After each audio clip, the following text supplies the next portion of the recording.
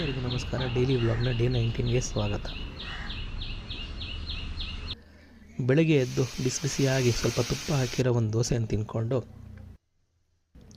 ಇವತ್ತು ಹೇಗೂ ಮಂಡೇ, ಹೋದ ವಾರ ಏನೇನು ಪೆಂಡಿಂಗ್ ಕೆಲಸ ಎಲ್ಲ ಇದೆ, ಈ ವಾರ ಏನೇನು ಪ್ರಯೋರಿಟೈಸ್ ಮಾಡಬೇಕು ಅಂತ ಸ್ವಲ್ಪ ಬೇಗ ಲಾಗಿನ್ ಆಗಿ ಕೆಲಸ ಮಾಡ್ತಾ ಕೂತ್ಕೊಂಡೆ.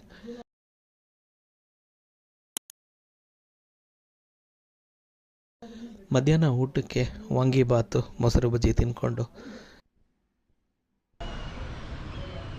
ಸಂಜೆ ಒಂದು ಗ್ಲಾಸ್ ಗ್ರೀನ್ ಟೀ ಕುಡಿದು ಮಿಕ್ಕಿರೋ ಏನೇನು ಕೆಲಸ ಎಲ್ಲ ಇದೆಯೋ ಎಲ್ಲ ಮಾಡ್ತಾ